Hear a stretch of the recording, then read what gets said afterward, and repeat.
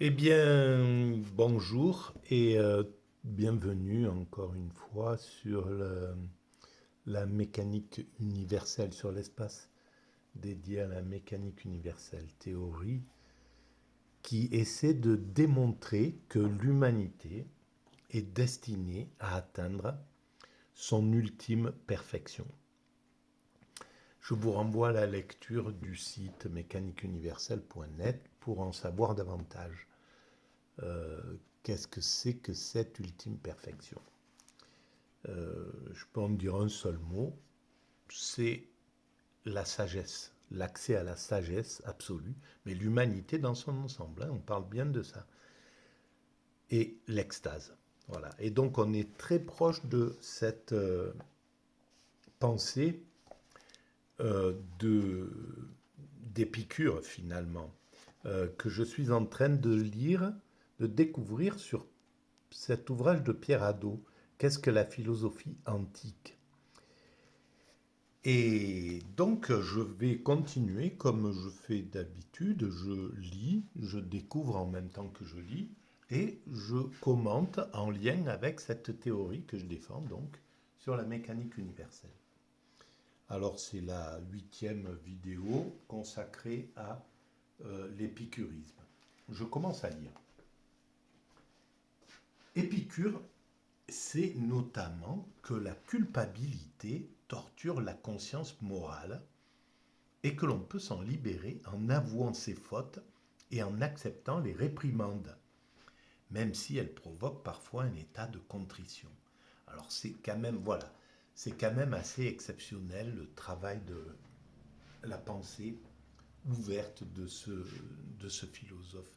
Le génie, disons-le, il a des réponses à tout, il a le soin d'apporter à ses congénères, à l'humanité en somme, à ses congénères, l'humanité, le, de quoi un mode de vie pour être le plus heureux possible, pour souffrir le moins possible, etc. Et on voit la pertinence de sa pensée. Là, par exemple, en l'occurrence, le fait de l'examen de conscience, le fait d'avouer sa faute, de ne pas se laisser encombrer l'esprit par les remords, par le,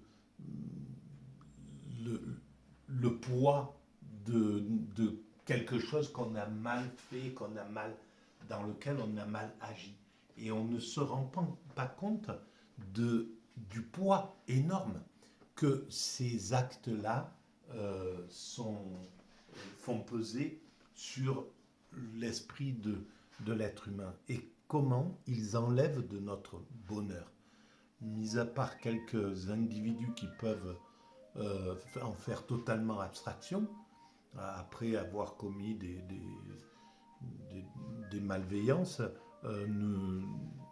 n'y prêtent plus attention, mais la plupart d'entre nous, la plupart des êtres humains, la plus grande majorité, est avec ce type de remords. Donc je continue. L'examen de conscience, la confession, la correction fraternelle sont des exercices indispensables pour parvenir à la guérison de l'âme.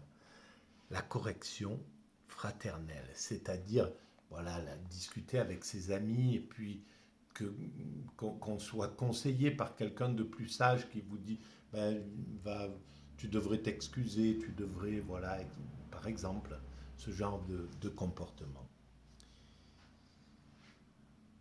Et c'est vraiment puissant comme philosophie, parce qu'il faut la resituer deux siècles avant le christianisme, euh, en 2 siècles, donc 2200 ans avant, la grande évolution des interdits laïques. Le droit, voilà, le code pénal, la loi laïque qui interdit de faire du mal à son prochain, euh, de s'affirmer aux dépens des autres, etc. Maintenant, il y a une totalité de lois inouïes, énormes. C'est pas encore fini, mais qui contraignent justement euh, l'esprit humain pour l'empêcher de, de mal se comporter avec ses semblables. Mais à l'époque, la loi était rudimentaire, plus ou moins.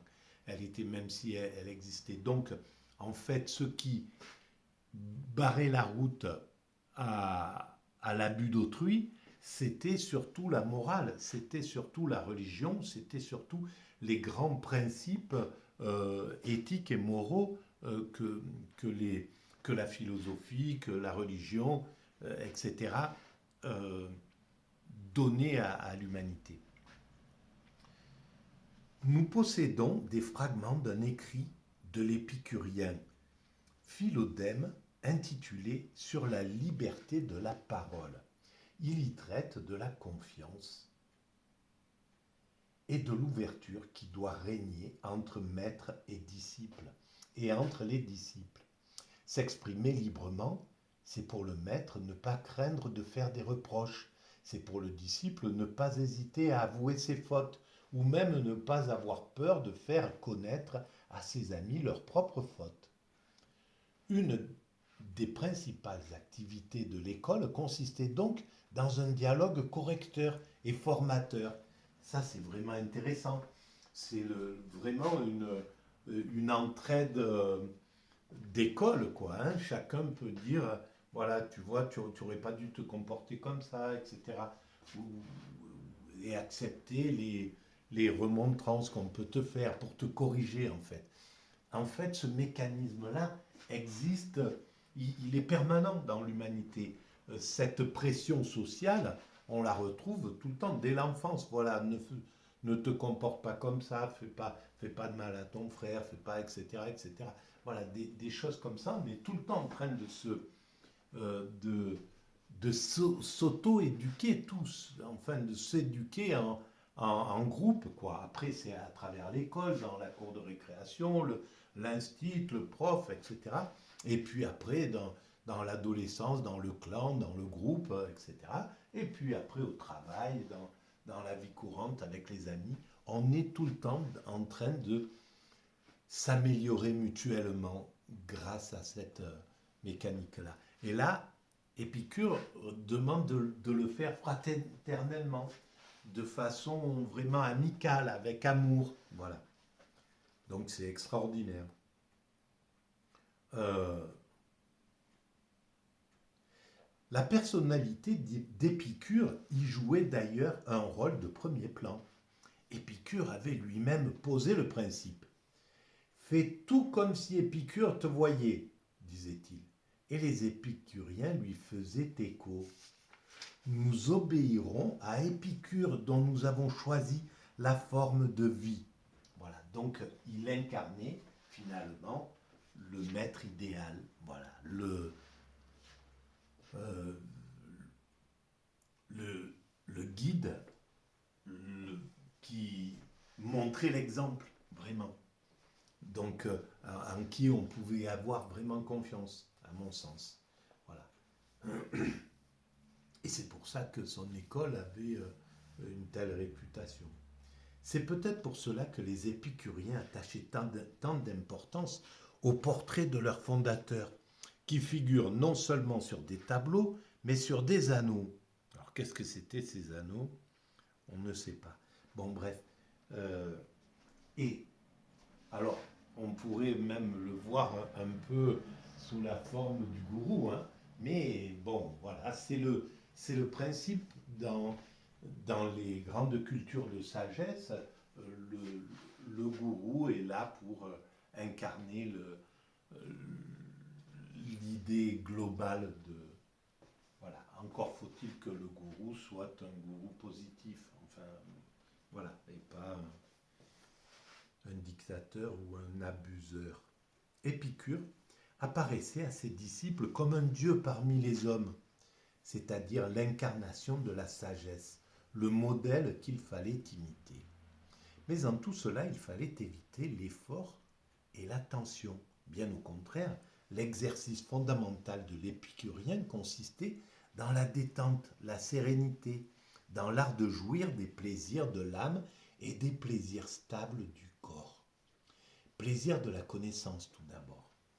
Dans l'exercice de la sagesse, écrit-il, la philosophie, le plaisir va de pair avec la connaissance, car on ne jouit pas après avoir appris, c'est tout ensemble qu'on apprend et qu'on jouit. Donc il y a le goût du plaisir, le goût du plaisir ordinaire est présent dans la philosophie d'Épicure. C'est-à-dire le deuxième degré, en fait, des choses nécessaires. Les choses nécessaires, absolument nécessaires, et les choses simplement nécessaires, qui apportent du plaisir. C'est celle-ci, en écartant les choses non nécessaires. Le plaisir suprême, c'était de contempler l'infinité de l'univers et la majesté des dieux. Donc le soir, ils devaient se réunir et regarder les étoiles et discuter, et puis voilà, être dans, dans cet état de réflexion où ils pouvaient parler, communiquer, voilà, etc. Plaisir de la discussion, comme le dit la lettre envoyée à Idoménée par Épicure mourant. Ouvrez les guillemets. À ces douleurs, j'ai opposé la joie de l'âme que j'éprouve au souvenir de nos entretiens philosophiques. Voilà, donc elle dit tout cette phrase. Mais aussi plaisir de l'amitié. Nous avons à ce sujet le témoignage de Cicéron. Épicure dit de l'amitié que, de toutes les choses que la sagesse nous procure pour vivre heureux, il n'y a rien de supérieur, de plus fécond, de plus agréable que l'amitié. Et il ne s'est pas borné seulement à le déclarer, il l'a confirmé dans sa vie, par ses actes comme par ses mœurs. Dans la seule maison d'Épicure, une toute petite maison, quelle troupe d'amis rassemblés par lui, unis de sentiments par quelle conspiration d'amour. Voilà ce que disait Cicéron. Plaisir d'une vie en commun, qui ne dédaigne pas d'ailleurs d'y faire participer les esclaves et les femmes. Véritable révolution qui dénote un changement complet d'atmosphère par rapport à l'homosexualité sublimée de l'école de Platon. Voilà, là les femmes rentrent dans le jeu avec Épicure. Je pense qu'il avait une vision tout à fait progressiste de la vie. C'était vraiment une pensée fulgurante et très élevée en fait. Les femmes d'ailleurs, déjà exceptionnellement admises dans l'école de Platon, font partie maintenant de la communauté.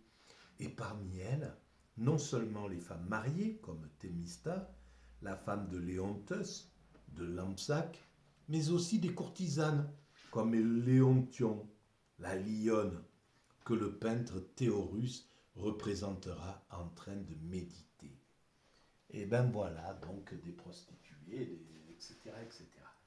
Et il était ouvert à l'ensemble de l'humanité avec une belle tolérance. Plaisir enfin de prendre conscience de ce qu'il y a de merveilleux dans l'existence, savoir tout d'abord maîtriser sa pensée pour se représenter, de préférence, les choses agréables. Alors ça, c'est quand même quelque chose de fondamental. La maîtrise de la pensée pour se représenter des choses agréables.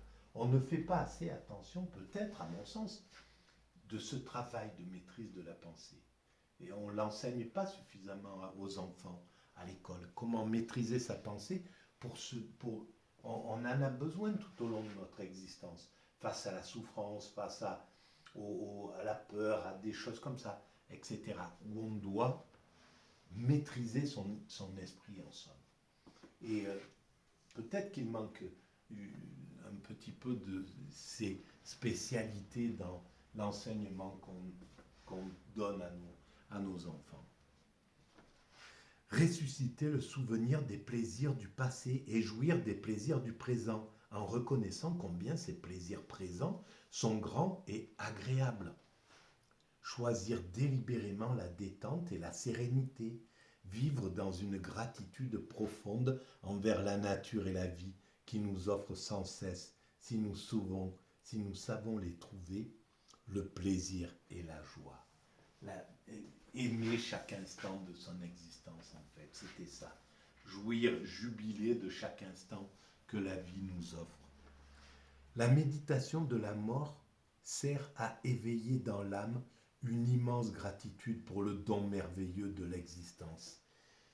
C'est ça que, là, c'est Pierre Hadot qui résume la pensée d'Épicure. La méditation de la mort sert à éveiller dans l'âme une immense gratitude pour le don merveilleux de l'existence.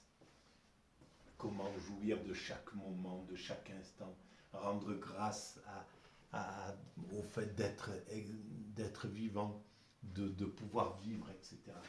Et on doit avancer vers ça. Malheureusement, voilà, tout ce qui nous enlève cette joie, tous les soucis que la société nous renvoie, ça nous oblige d'une certaine façon à une sorte d'égoïsme. Là, on sait très bien qu'il y a une guerre qui est en train de se dérouler, des hommes jeunes qui justement pourraient profiter d'une existence, une belle existence, etc., sont massacrés, sont déchiquetés par les êtres humains de part et d'autre. Et en plus poussés par des gens qui, eux, ne se massacrent pas et qui jouent au jeu de la guerre comme on joue aux échecs. Et tout ça, c'est révoltant. Donc ça nous sort de ce moment de cette jubilation de l'existence. Et sinon, on doit oublier ça. Et donc, aller dans une sorte d'égoïsme. Ça tiraille l'être humain. On est tiraillé dans ces attitudes. Voilà. Et donc, oui, nous devons lutter contre ces injustes qui continuent à pousser l'humanité dans la guerre, à continuer à ne pas vouloir aller vers la fraternité, vers la paix universelle, etc.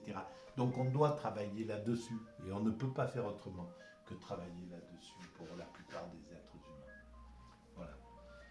Je continue. Alors là, c'est Épicure qui parle. Persuade-toi que chaque jour nouveau qui se lève sera pour toi le dernier. C'est alors avec gratitude que tu recevras chaque heure inespérée. Recevoir en reconnaissant toute sa valeur chaque moment du temps qui vient s'ajouter, comme s'il arrivait par une chance incroyable. Eh bien, cet Épicure a dû jubiler de chaque instant. Il a dû vraiment être présent au monde de façon assez époustouflante. Ce qui serait intéressant, c'est de savoir comment était justement le monde autour de lui. Est-ce qu'il vivait dans un temps de paix, assez paisible, pour qu'il puisse vivre comme ça, ou est-ce qu'il était justement agressé par le monde extérieur ou par la vie, quoi? Comment a-t-il réussi à vivre comme ça? Hoffmann a admirablement dégagé l'essence du choix de vie épicurien lorsqu'il écrit. L'existence doit d'abord être considérée comme un pur hasard, pour pouvoir ensuite être vécue totalement comme une merveille unique. Il faut d'abord bien réaliser que l'existence, inexorablement, n'a lieu qu'une fois pour pouvoir ensuite la fêter dans ce qu'elle a d'irremplaçable et d'unique. Voilà. Et après, c'est juste savoir qu'est-ce qui vous comble totalement. Ben, par exemple, moi, de réfléchir à l'humanité, d'écrire ou de faire ces vidéos, voilà, c'est quelque chose qui anime mon existence dès le lever du jour. Voilà. Et c'est ce qu'on doit permettre L'humanité doit permettre ça à chaque être humain, de faire ce qu'il aime, de ne pas être bousculé, de ne pas avoir à travailler comme un malade sous la pression d'un système qui empêche complètement de prendre conscience de cette existence. Combien, sous l'empire du néolibéralisme, depuis 40 ans, là, 30 ans, combien peuvent vraiment, quand ils arrivent à la fin de leur existence, peuvent dire ben oui, j'ai bien vécu. Combien vont dire mais j'ai rien compris. Ils m'ont pris, j'étais un fétu de paille, ils m'ont mis dans un système et affolé complètement. J'avais un boulot énorme, je rentrais chez moi, j'avais des soucis à résoudre encore plus grands, etc. Qu'est-ce que j'ai fait de cette existence? Qu'est-ce qu'on a fait de mon existence? Pourquoi j'ai dû passer une existence comme celle-ci? Voilà. Et sans compter que si on allume la télévision, ben, c'est bon, encore on est dans un stress encore plus intense, euh, dans la plupart des cas. Pas tout le temps, bien sûr. Heureusement qu'il existe Arte. Voilà. Eh bien, je vais arrêter là pour cette vidéo. Je vous remercie de votre écoute.